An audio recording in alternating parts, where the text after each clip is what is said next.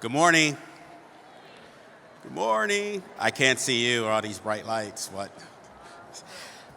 So my name is Reggie Fields. I am the chair of the statewide advisory board for OCALI.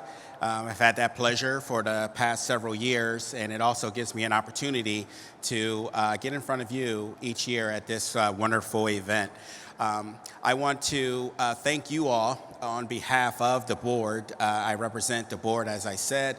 There are 20 members of the statewide advisory board. We're spread out across the state of Ohio, and this is a wonderful event each year. We work very closely with the staff at OCALI, who puts this together and does a wonderful job each year. So I want to just thank you all for taking time out of your busy schedules to be here today, this week, for this important conference. I also just wanted to put a personal note, just for me.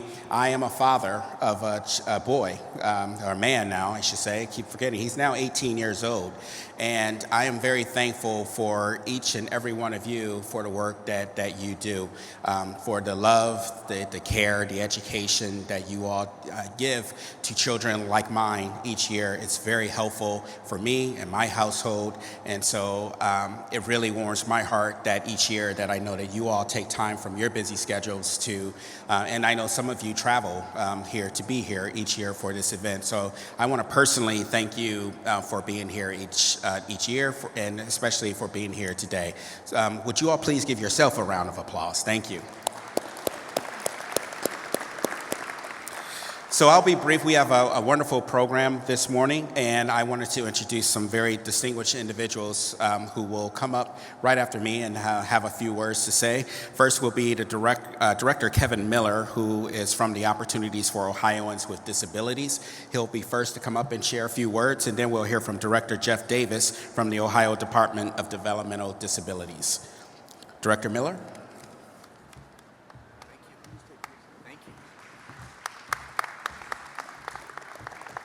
Thank you. You know, my staff give me notes, and particularly at this type of conference, I should just toss them aside because you're looking at a father of a young man. I keep saying child because he'll always be my child, but he just turned 21, and he's on the autism spectrum. And you know what's amazing is when I think back on that very cold day in 2002, and we received a letter from his preschool saying, we think you should get Connor evaluated to see if he is on the autism spectrum. I thought my whole life was over. And making it all about me and being very selfish, never realizing for quite some time that it needs to be about him. And so, long story short, I decided I was going to change my entire career. And I got involved in disability-related issues, and lo and behold, I've been blessed to be director for 9 years, and contrary to the gray hair, I haven't worked a day since because this is a passion. And I know all of you sitting out there in the audience, it's a passion for all of you. I wanted to take a minute just to let you know that Ohio really is leading the way. And I think being the youngest of 7 from a big Irish Catholic family, we're immediately skeptical when anyone says we're the best at something or, you know, we think we're the greatest. But let me just tell you what other states are saying or even national organizations are saying. You know, when you have a governor who 3 minutes after being sworn in signs an executive order the first time ever, saying that Ohio would be a disability inclusion state and a model employer, that sets the tone, right? Please, Governor DeWine, absolutely. You know, when I go or Director Davis goes and we're talking to stakeholder groups and they go, so what's the administration's position? It's really nice to have in your back pocket. I think when you sign an executive order, literally 3 minutes after you're sworn in, it kind of stops the conversation because you know the priority that it has. The governor has been extremely supportive of this executive order. We hired an ADA coordinator for the state. It doesn't sit with our agency or Director Davis's agency. It's in the Department of Administrative Services, meaning it coordinates for every state agency. This executive order also, our agency worked to put together a video, and I'm proud to say every state employee, some 53,000 state employees across the state, now have to take disability etiquette and awareness training every year.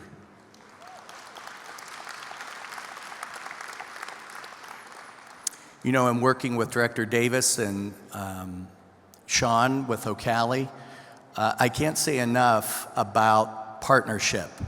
You know, we worked with the Ohio State Fair this year, and Director Henry and OCALI did a phenomenal job in bringing awareness on sensory integration.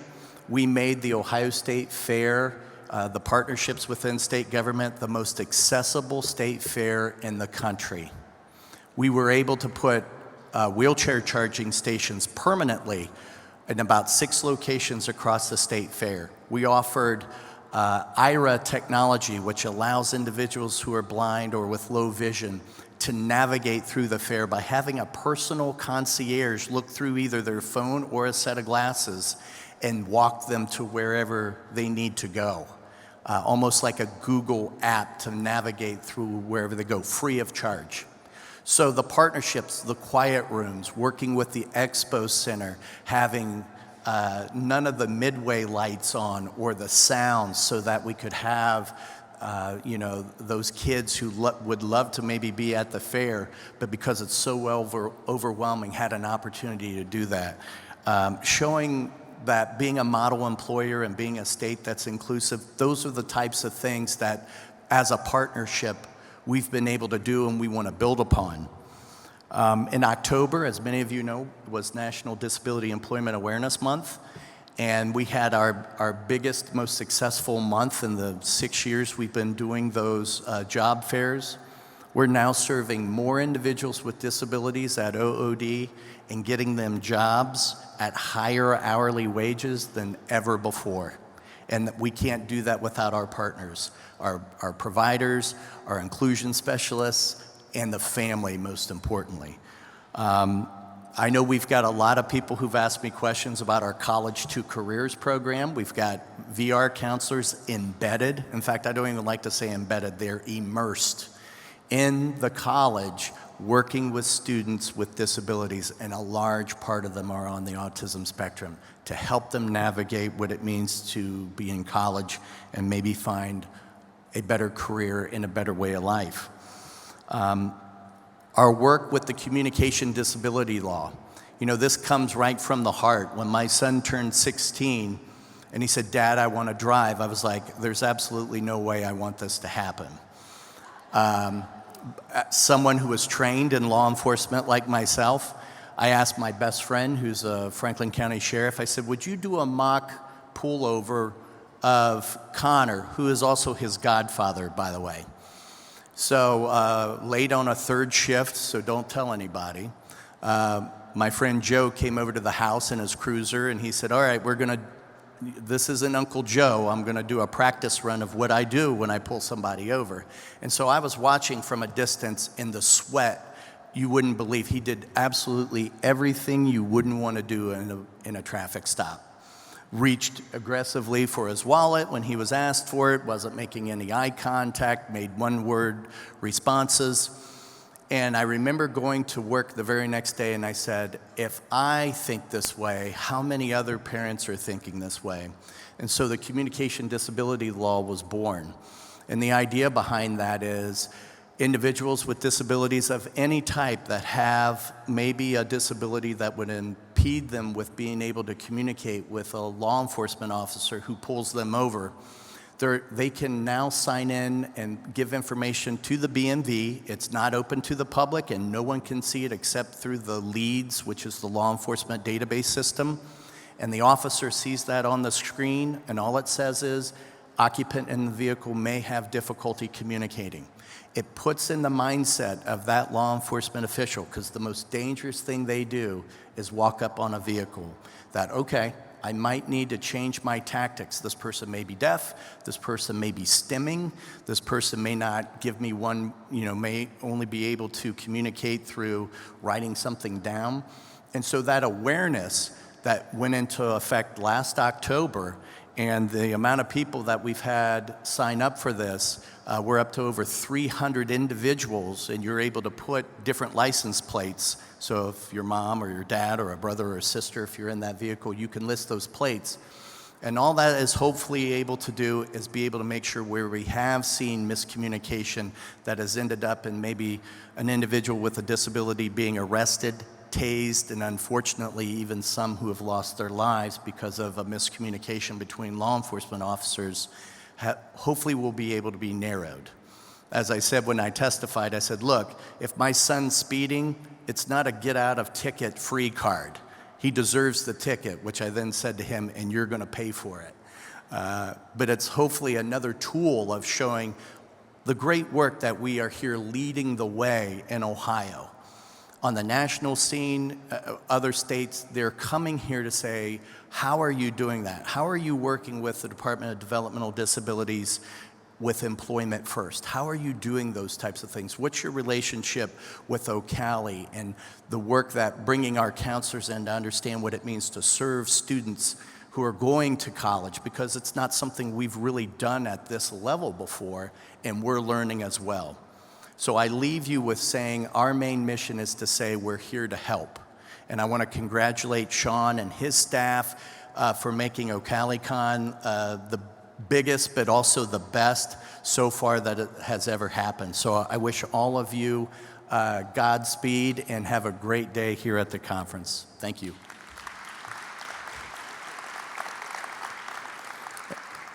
And let me introduce, they did this on purpose so that I would have to introduce him. My good friend, Director of Department of Developmental Disabilities, Jeff Davis.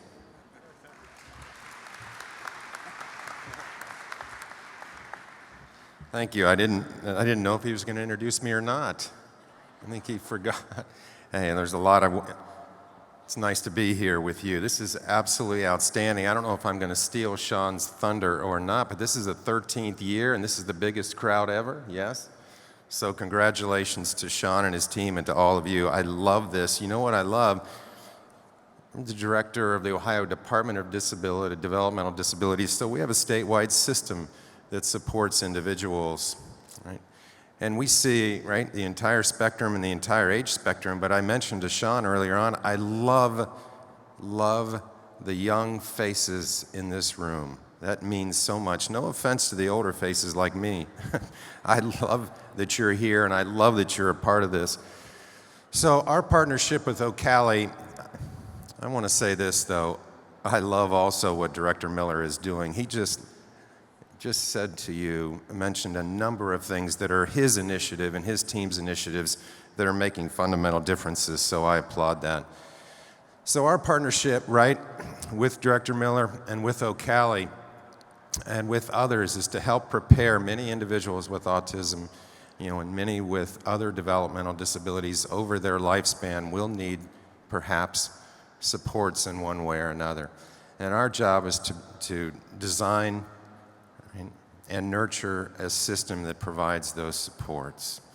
And we can never we're always on a journey to get better and better in providing those supports and providing those direct support professionals and those SSAs, the case managers, wherever they are, to make sure that that experience, that actual experience on the ground is as good as it can possibly be. And we're working at that continuously. And so we're using, because we have a number of children, right? We have a number of children that have pretty significant challenges in their own right. And we've got to prepare provider capacity to serve those children. Oftentimes they have mental health issues, sometimes trauma from the dysfunction of the family, sometimes inherent to their own challenges, and we've got to help. And we partnered with OCALI to design training specifically for staff to help them, right, with their empathy and with their understanding and how they work. And we're using that very training as we expand our capacity at the provider level to serve these children in their families' homes, temporarily outside their family's home, and in some cases they'll be with us for a while. And we appreciate that, and that's made a fundamental difference in the way that we approach service delivery. The next phase and you're going to see it for the first time here, the next phase. So we approached Sean and his team, right?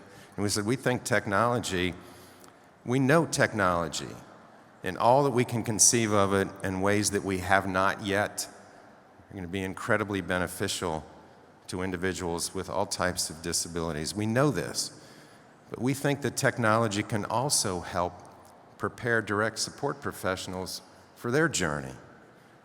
And Sean, right, and his team were the first to say, we think we can, and we think virtual reality, we think some of these new technologies can help prepare folks where on-site training, online training perhaps is not enough. And we want to help individuals understand all the different nuances.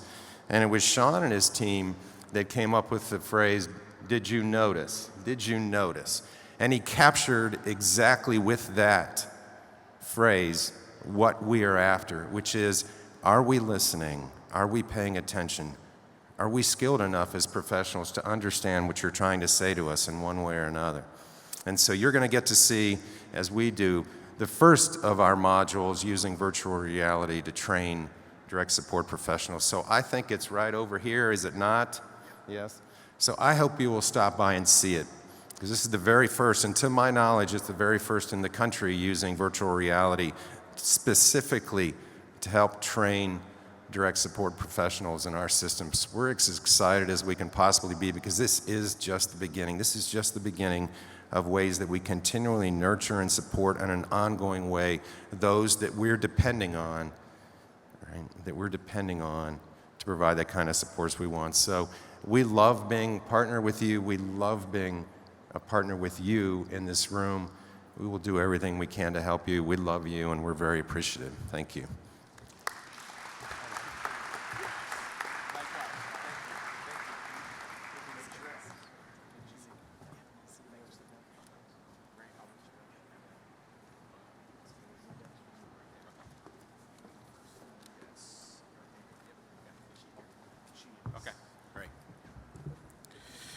So now we're going to move on to the awards.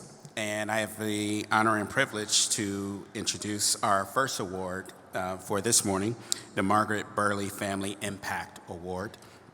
And the recipient is Amy Luttrell, Hillsboro, Ohio. For over 25 years, Amy has served parents and families in Adams, Brown, Clinton, Fayette, and Highland counties through her work as a parent family engagement consultant at the State Support Team 14. Through her considerable efforts, a very active parent advisory council has been developed, which has become a strong element of support for families within the school districts that they represent. Amy is extremely effective at helping families and educators collaborate for the benefit of children with disabilities. I would now like to introduce Ms. Amy Luttrell for the Margaret Burley Family Impact Award.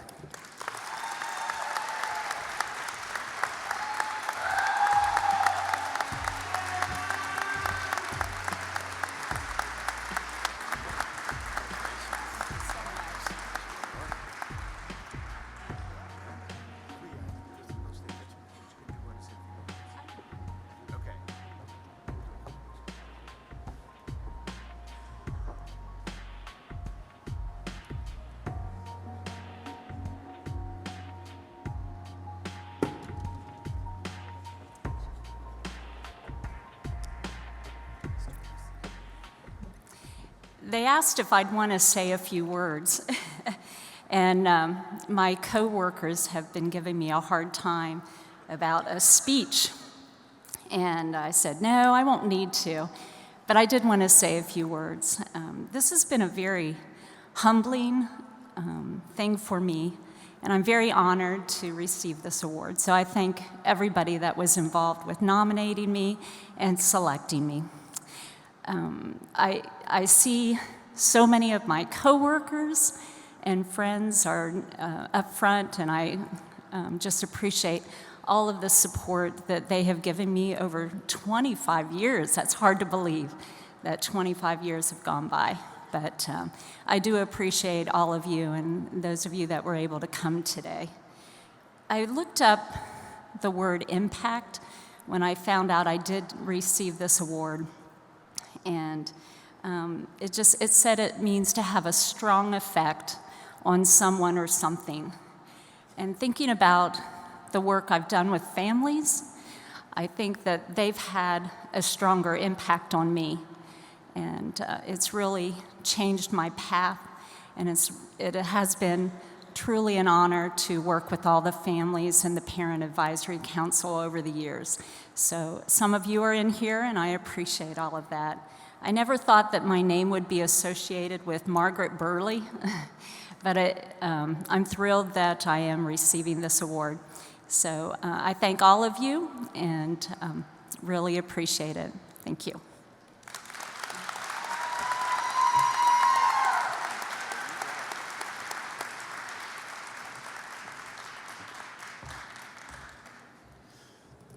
Good morning. My name is Joe Petracca, and I'm the Associate Director in the Office for Exceptional Children.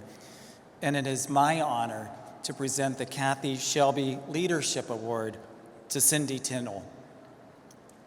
As you know, Cindy is in her 33rd year in public education.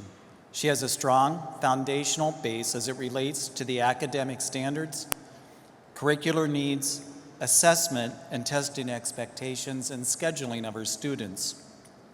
She is the first one to fight for her students when necessary. She is also the first one to maintain high academic expectations. Cindy embraces the opportunity to serve as a leader, and her experiences assist her in being a great teacher and advocate for her students in the classroom.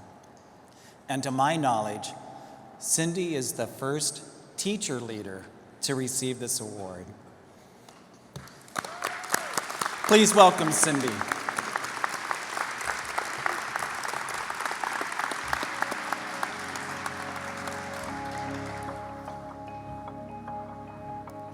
Congratulations, dear.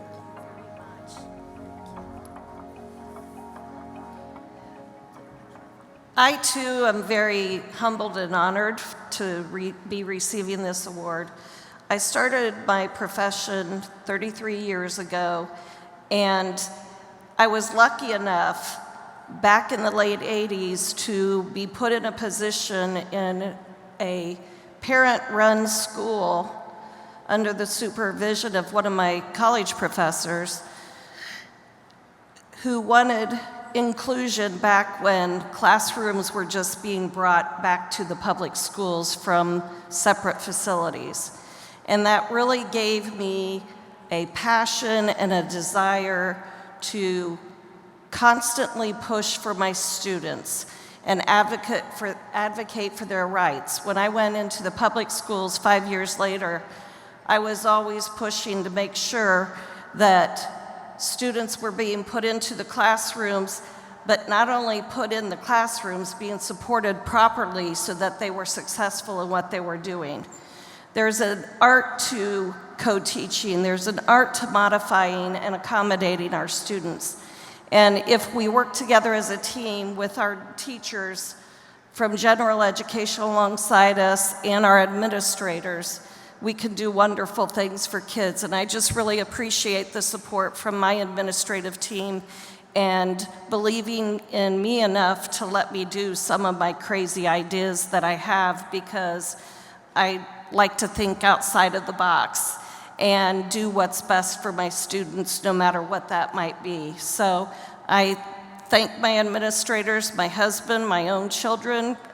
When you're a student of mine, you're a part of my family, and your family's a part of my family.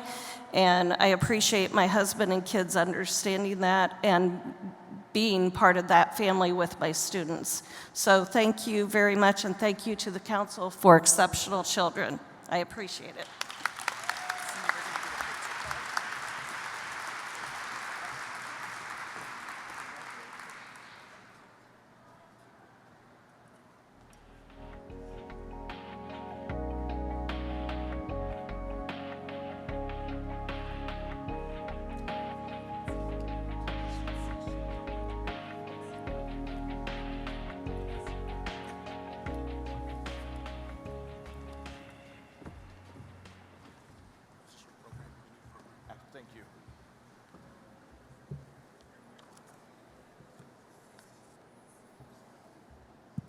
Good morning.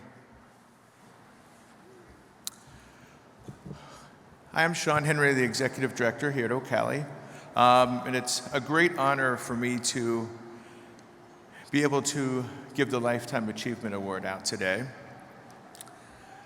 But we've renamed the Lifetime Achievement Award the John Peterson Lifetime Achievement Award. And so this year it's with a heavy heart that I give this award, but it's with great honor.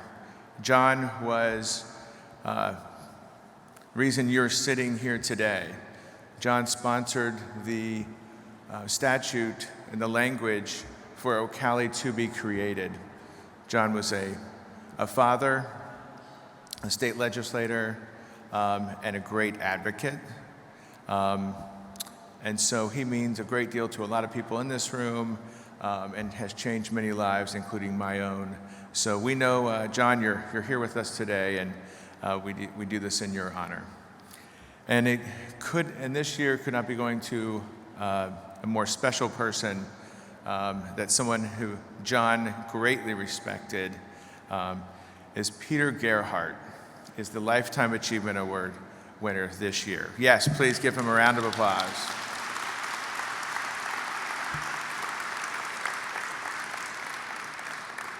I'm going to have you guys say hi to Peter in just a moment. Let me say a few words.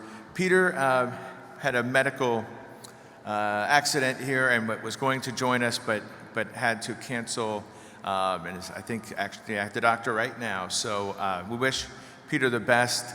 But here's what was written about Peter and his nomination. He has taken on and worked diligently to address the most difficult challenges that face the disability community: adulthood, employment, and supporting individuals with significant behavioral challenges. He could have been very successful working in the middle lane of autism and disability, but instead he travels on the rough edges because he knows very few will choose to be there. He strives to impact change in the ways others think so that doors will open for adults with disabilities to truly live their best lives.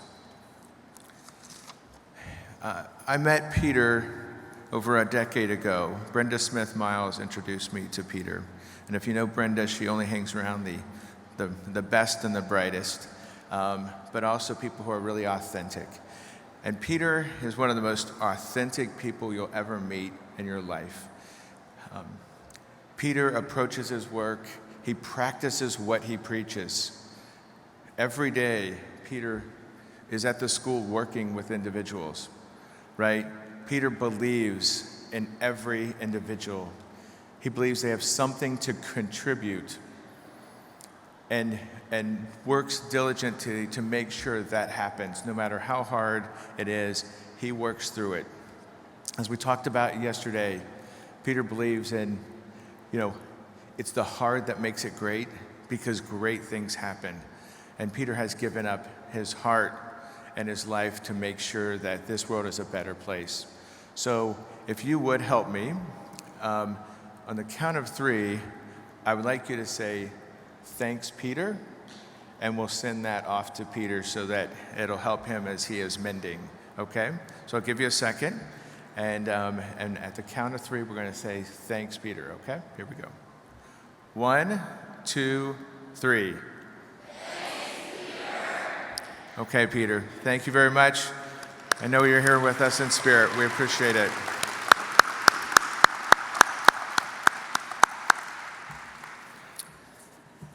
And I also have the honor of introducing our keynote speaker for today, Sheila Graschinsky. I've been working on that last name. As you know, we've been talking a lot about and focusing on inclusion at this conference specifically. And what Sheila has done is remarkable in creating a short film that is internationally renowned, focused in on inclusion. Sheila joins us from Argentina, and that we're gonna see and have the opportunity to see her short film, Ian, A Moving Story. It's a very powerful film. It's something I have shown to my own children at home so we could have a discussion on what this means and what it looks like. You'll see why it's so powerful and how you could use it in your schools, in your homes, and in your communities. So please help me welcome Sheila Graschinsky from Argentina.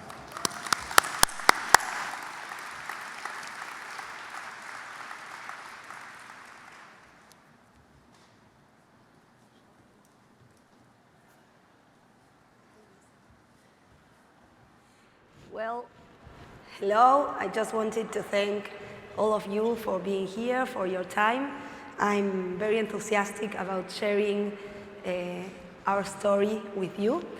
And if you like, I would like to start sharing this short film.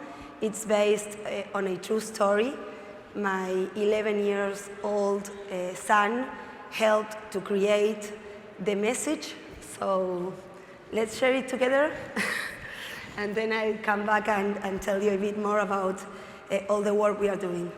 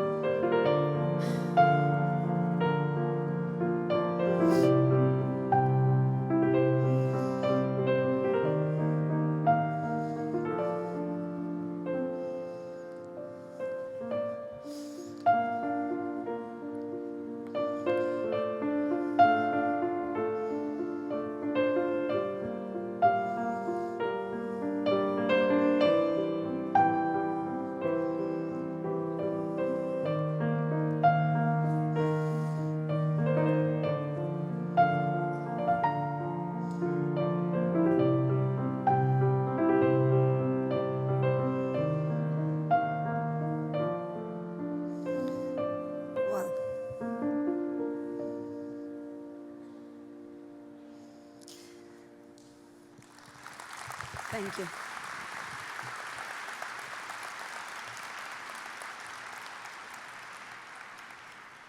Well, thanks once more.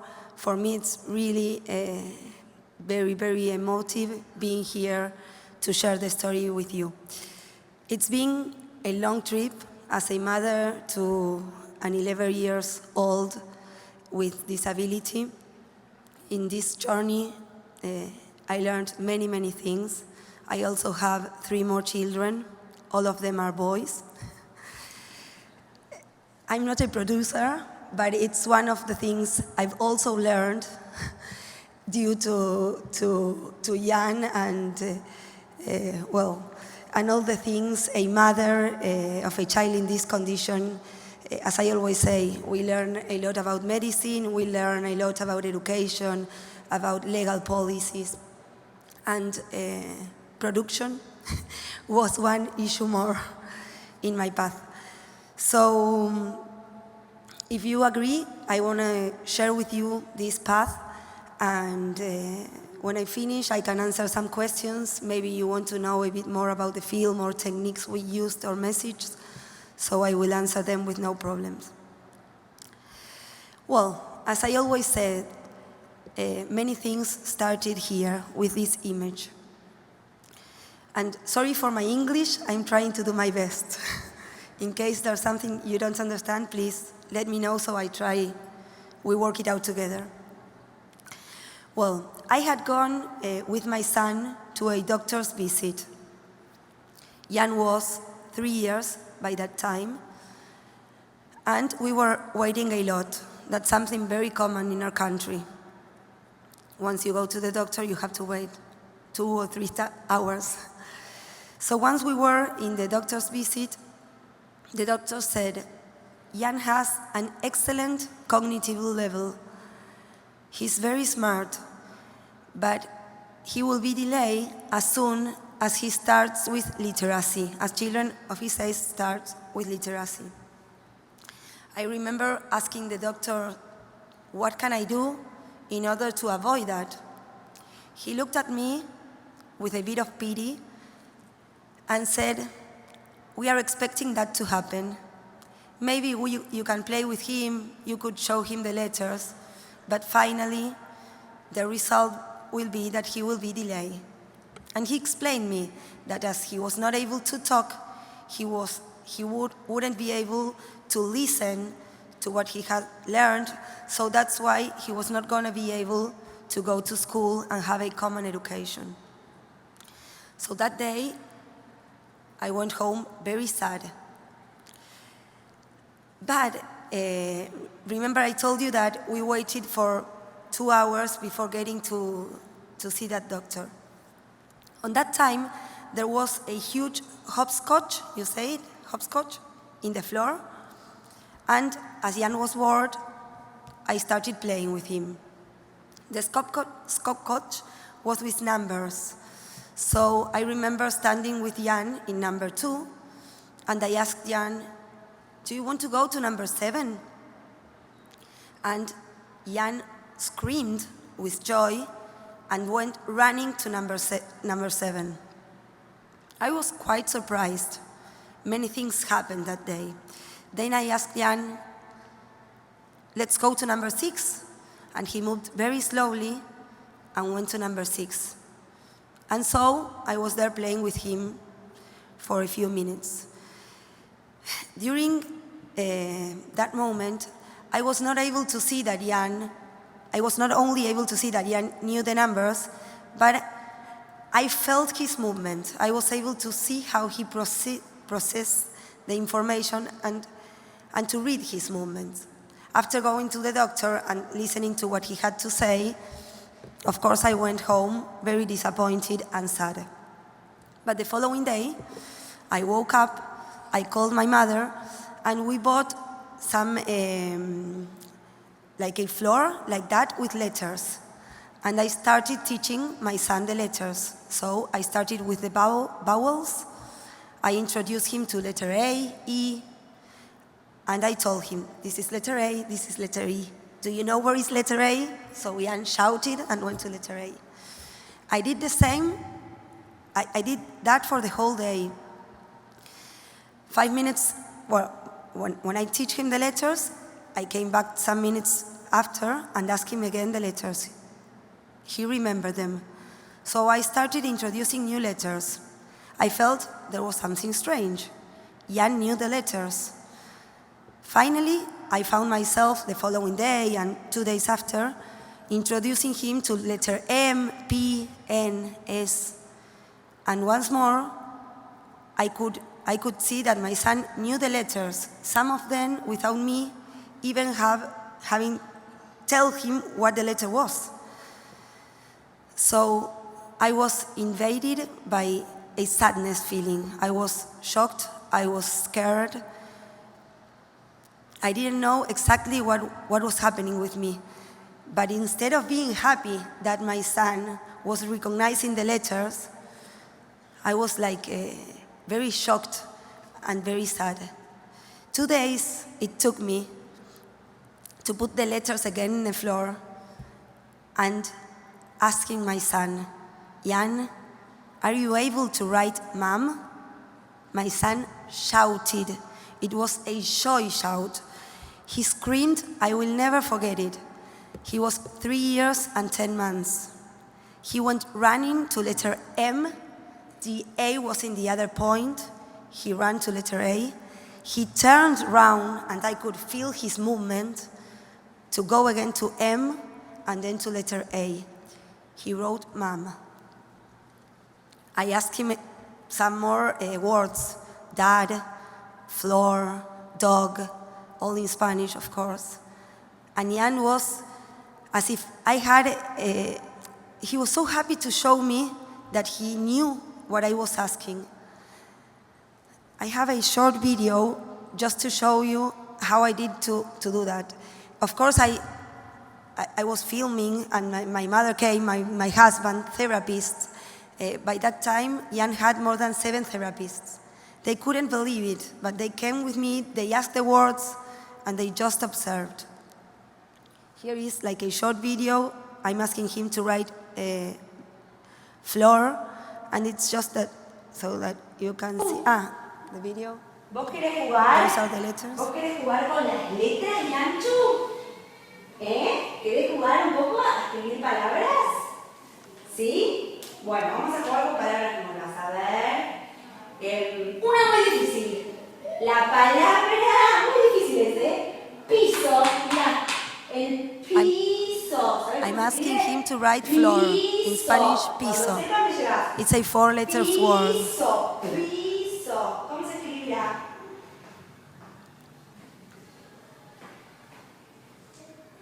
Piso.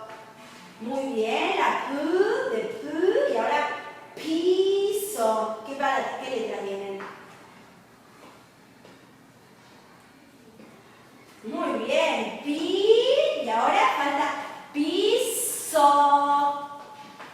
Piso. Muy bien, y ahora piso. ¿Cuál falta? Piso. ¿Dónde está la que falta? Piso. Uy. Piso. Muy bien. Bravo, Brian. Ahora. Una fácil, una muy fácil. Una muy fácil. ¿Quieres una fácil? That's okay, I think. Okay. Mami. Mami.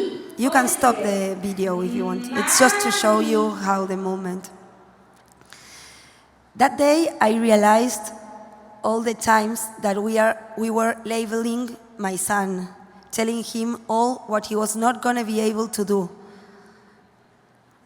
So that was the reason why I think I felt so sad during those 2 days, realizing all what had gone through his first 3 years of life.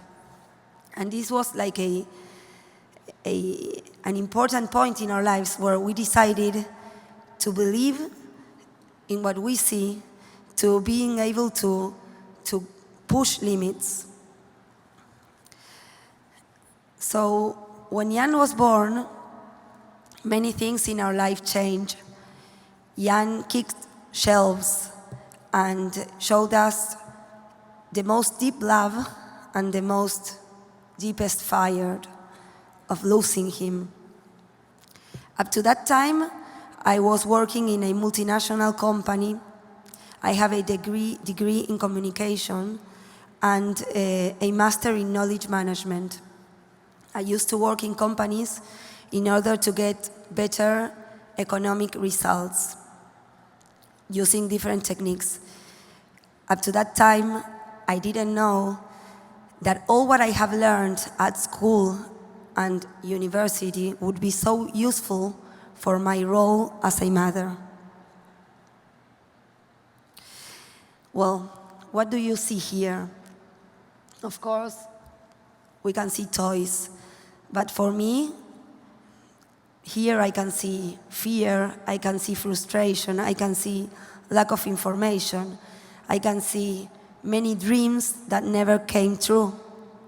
I can see hours that I've spent looking for the perfect toy, a toy that would save my son, with which I would be able to play with him, teach him, a toy to give my son a gaming experience.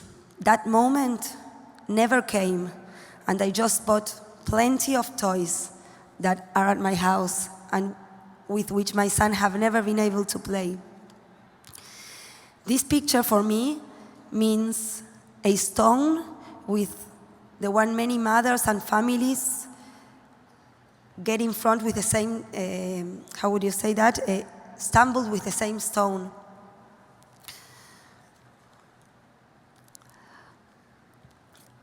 One day, I was walking through a neighborhood in Argentina, and I went through a curtains place. When I looked up, I saw that the curtains were hanging out of these little rings, you would say. So I get inside this place and bought a lot of rings. They were perfect. They were very light. They were not sharp. And my son would be able to classify them, to hold them, to take them to his mouth. This was my son's first toy. This was the toy that gave us many experiences of playing together and learning new things. So at that time, I started feeling an inner movement. I wanted to share this experience with many other families. I was seeing that what I used to do at the big companies would be very useful at social world.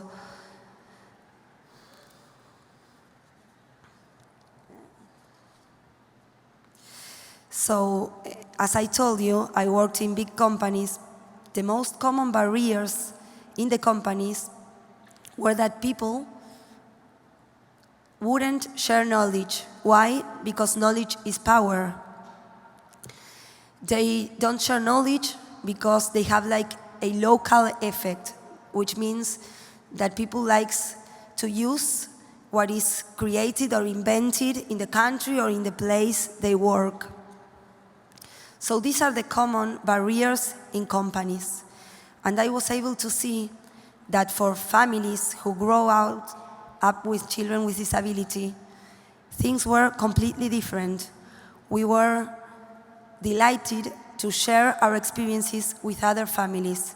We wanted to share our experiences. And that was something that really shocked me, because I used to work in order to make people share knowledge at companies. And I was seeing how in my life as a mother, things were so difficult. So I started thinking, what happened with all the scientific articles I have read about knowledge, all the philosophers, coaches that would write papers telling that people don't share knowledge because knowledge is power. And that's how I realized and started thinking the role of love in these human relations. Because, of course, in a company, the knowledge you have is used for work and to create. But it's also important, human relations. It will also have an impact on the results. And that's how, with these premises, with this basis, I decided to create Jan's Foundation. From this foundation, we work to make children all around our country be able to get a better quality of life. And as I was telling in the very beginning, it's been a long journey, and I want to share it with you. I think I traveled from my country. I'm very happy of being here, and I have a lot of different situations that made me and made our foundation create this short film and go through the path we taught. And this is one. In order to being able to perform a non-profit organization, I had to learn to accept help. And this is something very difficult. I remember one day walking on a weekend, and I received a call from a very friend of mine. She told me that her husband was going to turn 30 next week, and that they decided to tell people, instead of giving them a present, to make a donation to my non-profit organization. At that moment, when I received the call, I screamed at her. I said, "No, you're crazy. I don't need the help." And I hung up the telephone. The following day, I was able to leave my ego aside and call her back and accepted that help. And that was the very beginning of the non-profit organization. With that money, we were able to develop our first project. And you know, I never shared this story because I had forgotten it. And some weeks ago, when I was talking, how did I start it and how do I do with the resources? Because in Latin America, it is very difficult for non-profit organizations because there are not donation policies. So it's very, very hard. And I was remembering that this was the beginning.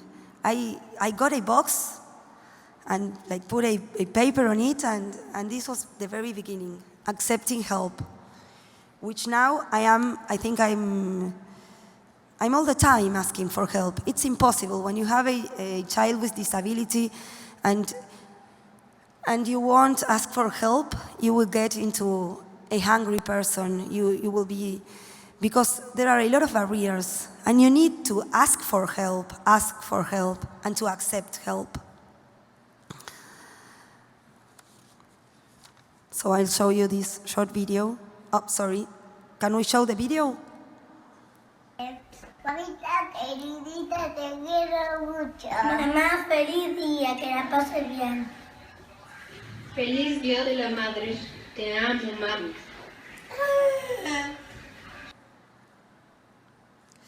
Well, there are many boys, as my son, who, due to their poor corporal support, seem to be away or not understanding or not following. And we have to get the world closer to them, because by their own, they can't. And if we don't believe in them, if we don't kick the barriers, if we don't fight to give them better opportunities, they will be just turned around and maybe go to a care center day where nobody will teach them.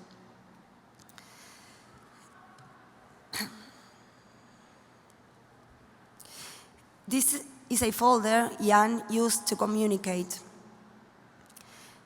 For Jan to go to this folder, to open this folder, it would be comparable to going to the gym and getting 10 kilos and maybe working with it 10 minutes. And that's the way, in my country, therapists and at school taught Jan to communicate, asking him to do something that was for him impossible. For Jan to do this movement with his hand, it's a very tough effort. So that's how I started asking myself, we should give him a weapon in order to separate his cognitive level from out his motor disability. And I got to the TOBI, to that system you've seen of augmentative communication. It's a computer you can manage with your eyes.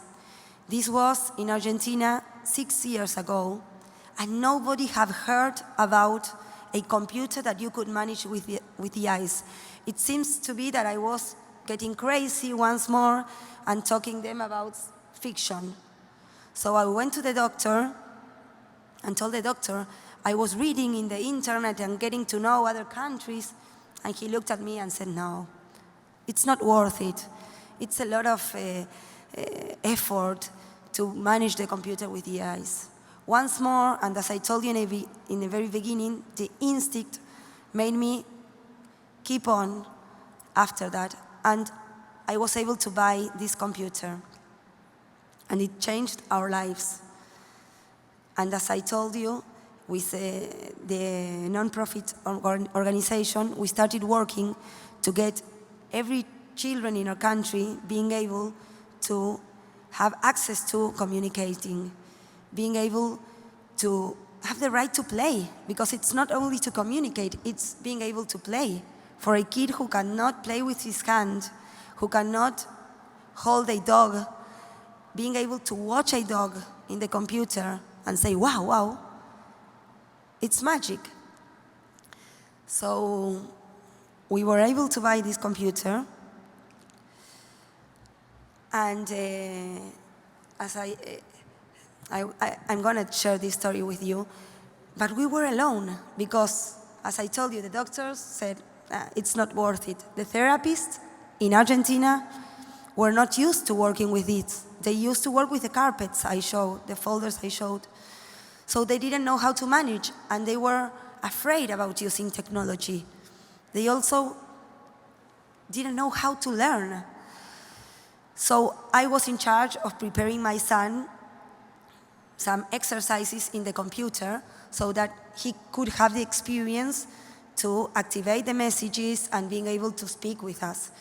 So one day I was taking him to the ocular stimulation therapist, and when we got down of the car, we saw a little girl. This little girl was asking for some food. She was very hungry. And I told my son, look, she's asking for something to eat. Let's give this little girl, I opened my how will you say, my bag, and I got some sweets I had there. And we gave the girl the sweets. And we just went and had Jan's session with the ocular stimulator. But when we came home, I prepared him some messages in the computer so he was able to share with the family. And it was a normal day at home. My husband was paying attention to his phone. My baby was crying.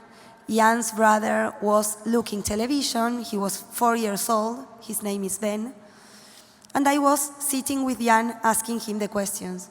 Jan, tell Daddy what you did today. And Jan answered, I went to the eye stimulation therapist. Okay, Jan, and what happened? I said. Well, there was a girl and she was hungry. My son kept on watching television, my husband with the cell phone. And then I asked Jan, and what did you do? I gave the girl some candies that Mom had in her bag. And then magic occurred. My 4-year-old son, Ben, who was watching television, looked at Jan and started to scream at Jan. Jan, you gave her my candies. Those candies were mine. He was looking at Jan. He was talking to Jan. That meant for me, I was in shock. He was not talking to me to tell Jan. He was screaming at Jan. Jan was laughing and answered, the girl was hungry, but those candies were mine. I never ever thought I would be so happy listening to my 2 sons fight. It was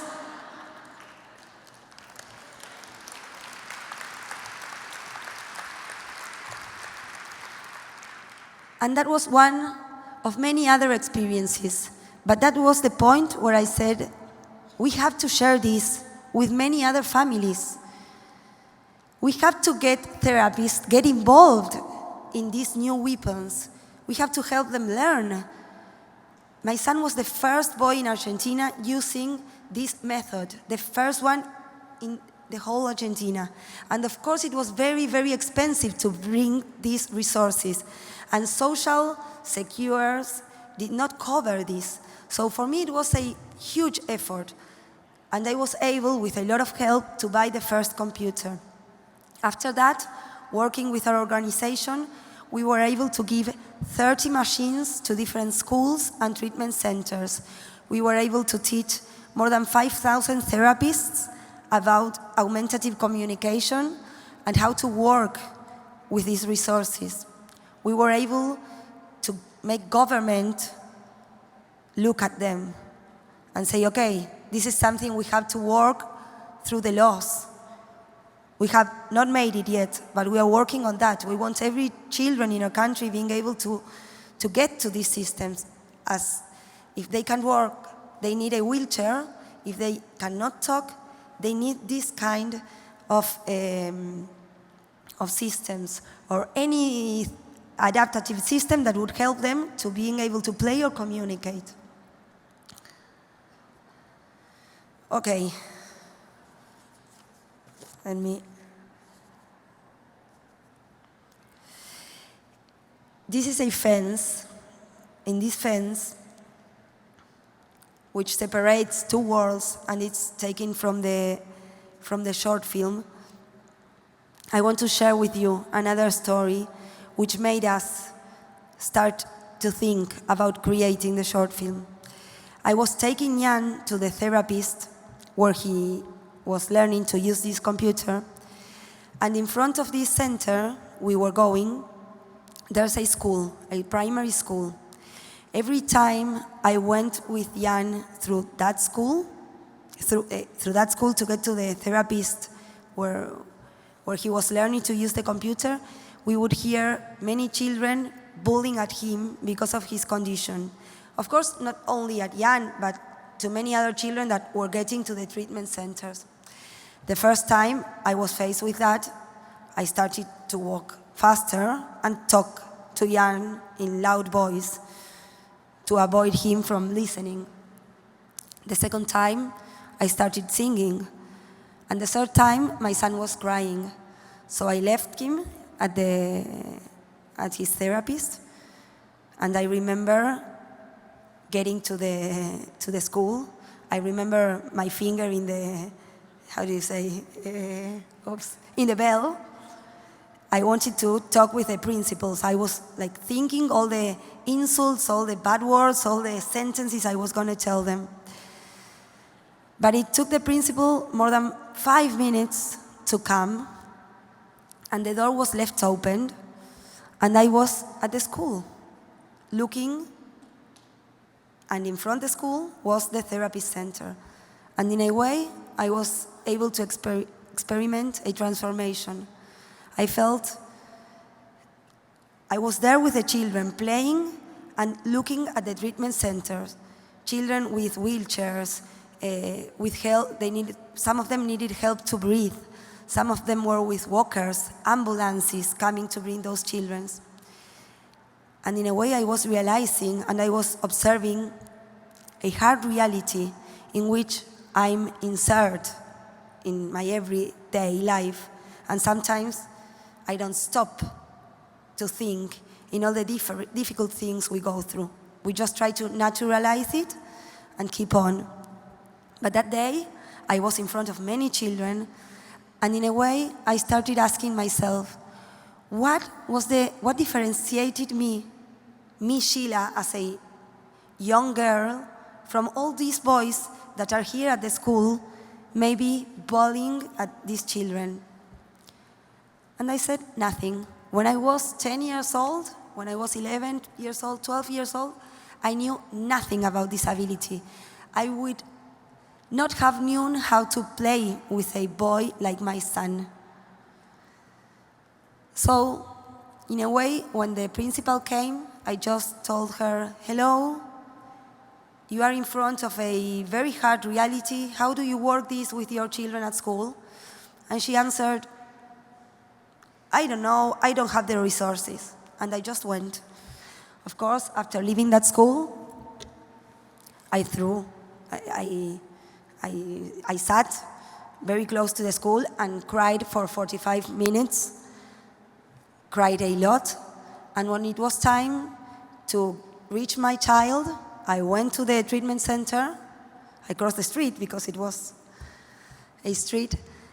And I told him, these children are making laugh of you because they don't know all the effort you do in order to perform an activity. They don't know that you also want to play. They don't know that you understand, that you can learn, that you only need help. And I told him, let's write a book so that every time that a child would laugh at you, we can give him that book and in a way transform anger into action. And that was this book that I wrote. It's called The Gift. And it's the story about a little boy with disability who performs activities. And it teaches a lot to children. So we were during 1 year, I had always 2 or 3 examples of it at my bag. And every time I would see a children staring at my son or laughing at him, I would go and give this family a book. So we could see the change.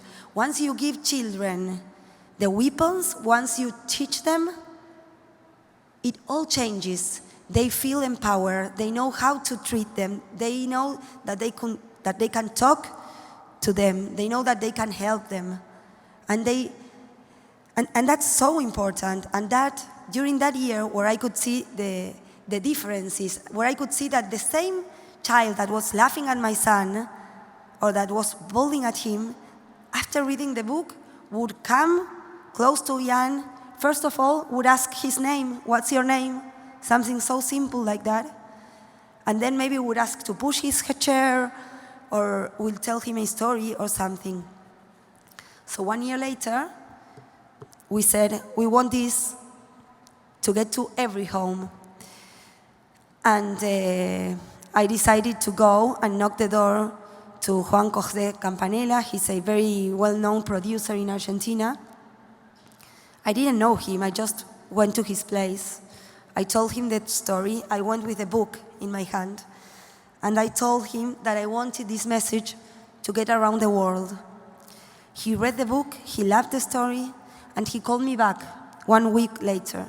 And he said that when he got home, he couldn't sleep, thinking in the story behind the book, which is the story I shared with you about the school and the therapy center. And if you can see, it has a lot in common with the short film we've seen in the very beginning. The short film is absolutely based in this true story. To create the short film, we interviewed Jan. He was able to write to his therapists. Jan can write with a computer, and he can also write with his hand if you hold his hand.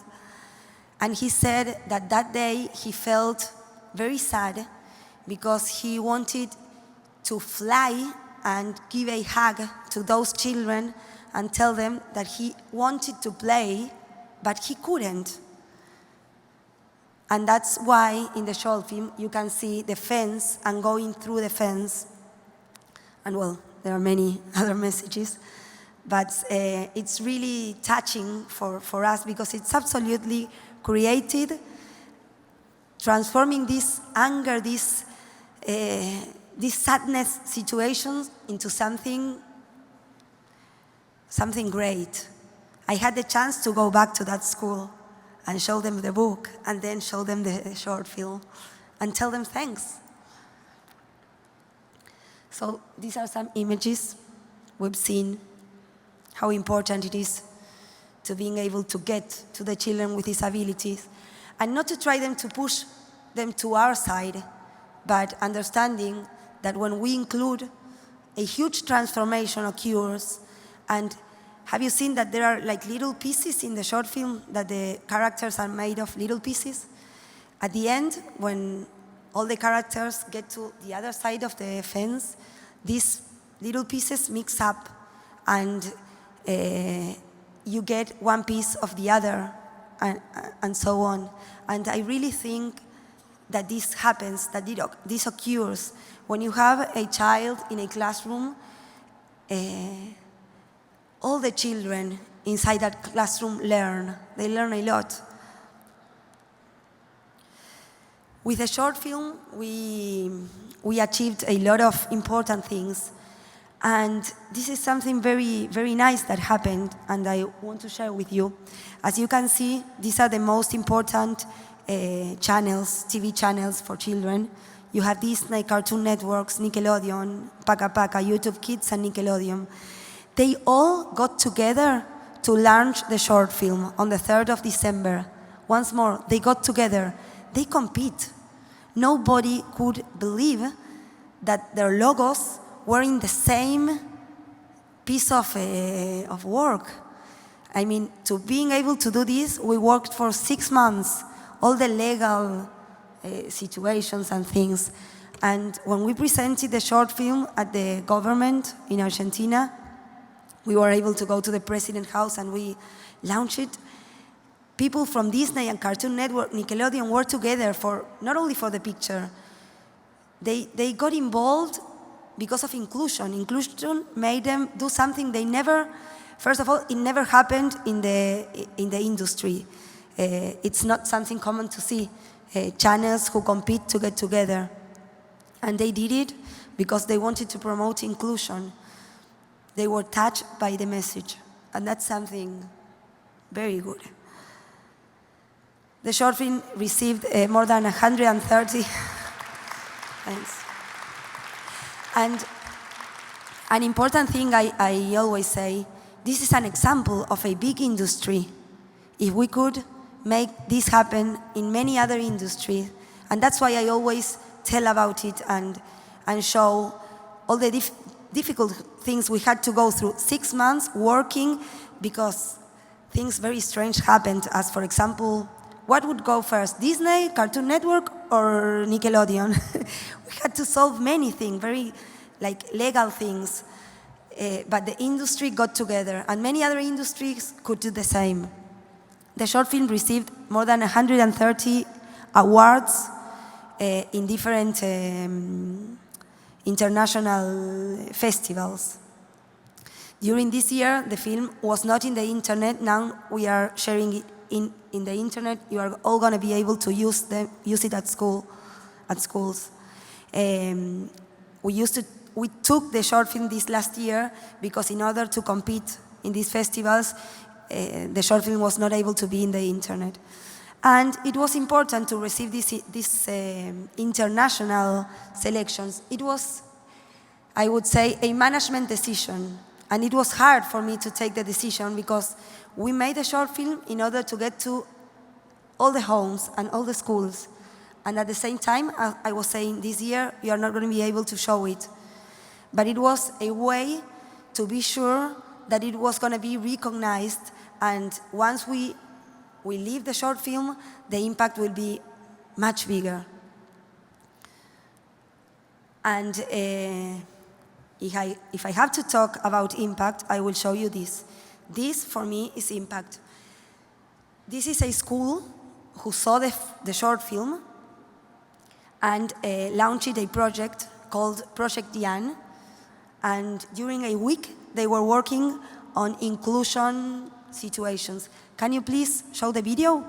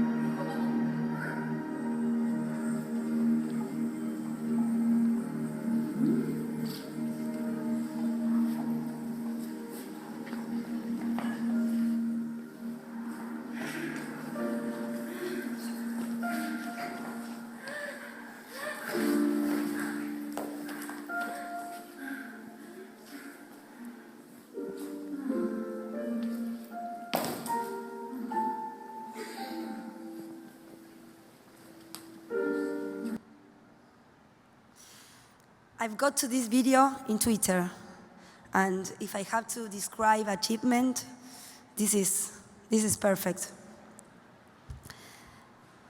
These are all the points around the world where they told us they have been working with a short film. This is a very nice project we are working in.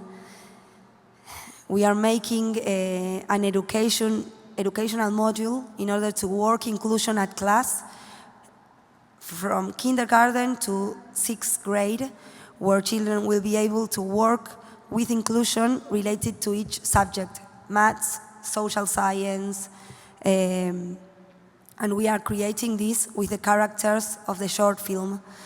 The 4 principal characters talk and introduce different activities.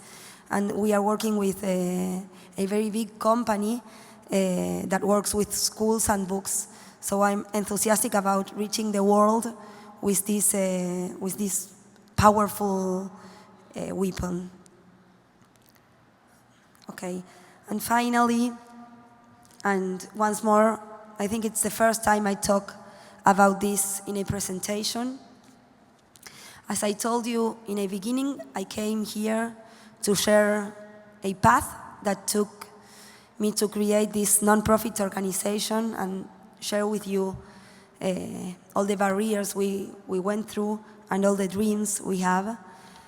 And today that we are talking so much about women, about giving women all the weapons in order to be independent, in order to be able to work and to develop a career, I ask myself what happened to Sheila women, what happened with me as a professional in order to inspire maybe other women, or maybe I just want to talk about this to make it visible.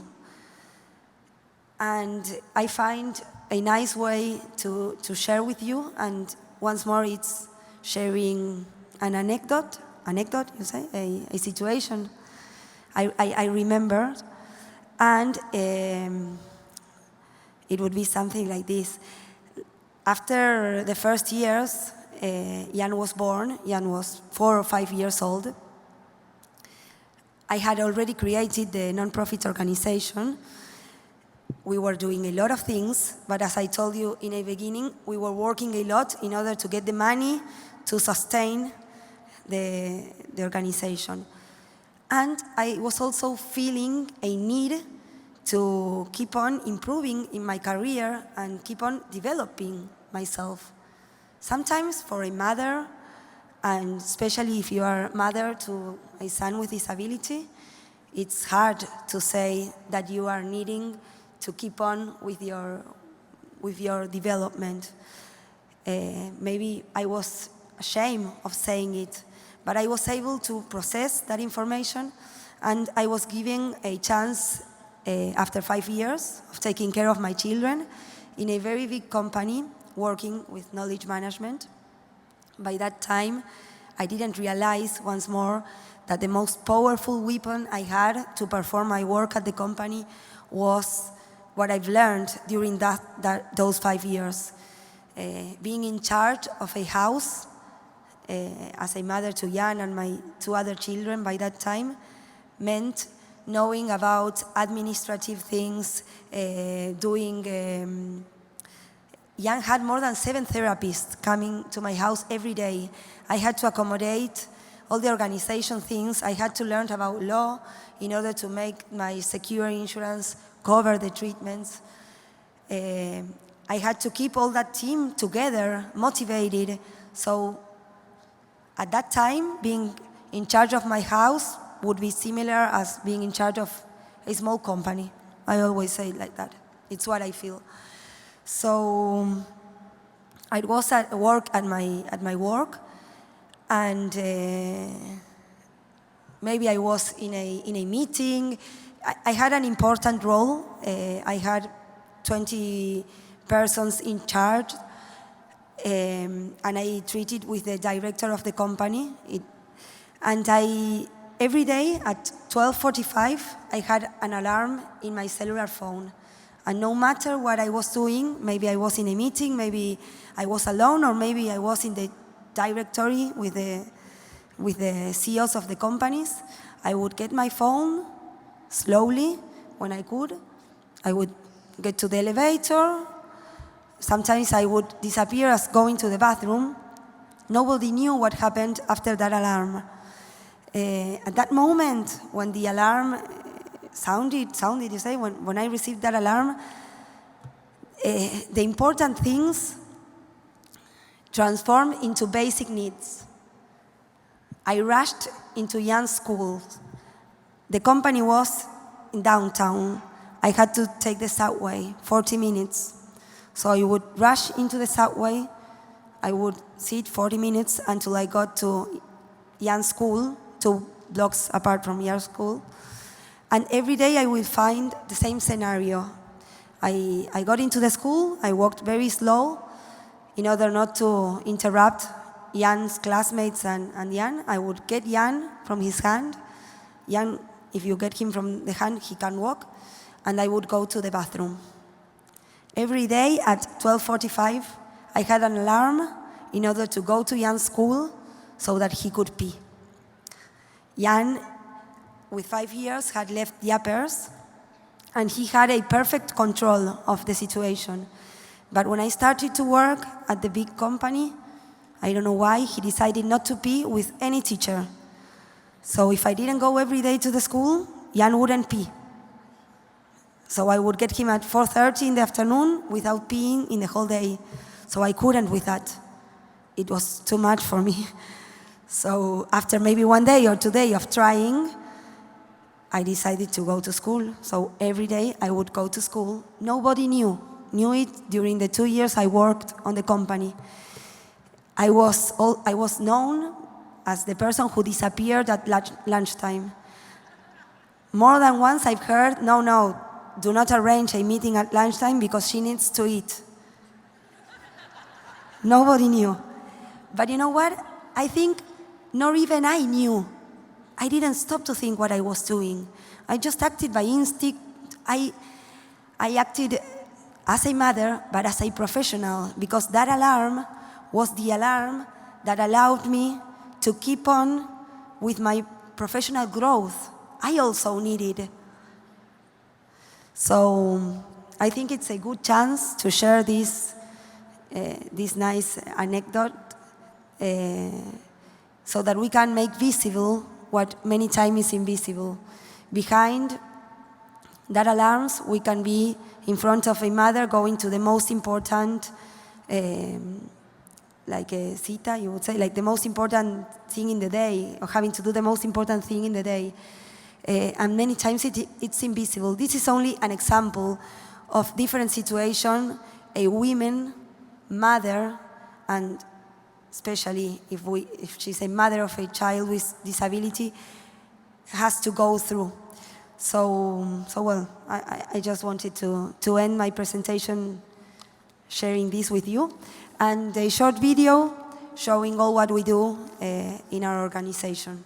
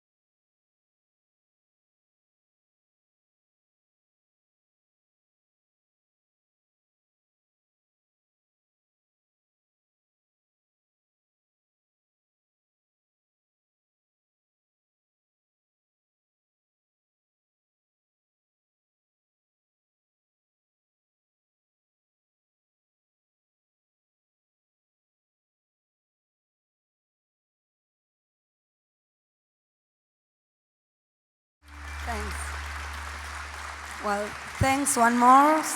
It's been a pleasure. And I'll be here in case you have some questions. They are telling me there's no more time.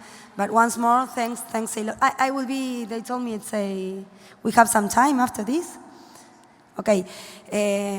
Thanks for your time, for your patience. And please feel free to use the short film at schools to show it to your families and to get back to us telling the results and what you felt. I really like it. Thanks.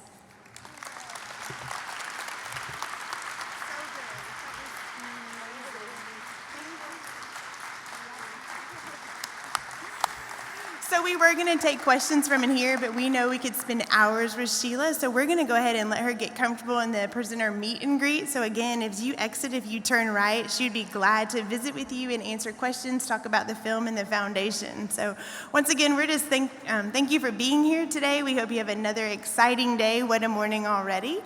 Just a few announcements about the exhibit hall. The vendors will be with us today until 5 o'clock, so be sure to zip around and get all your purchases taken care of in there. Director Davis mentioned the VR project, the virtual reality, so that is in OCALI Central, along with some more OCALICON t-shirts. I hear they're going fast, so pick that up.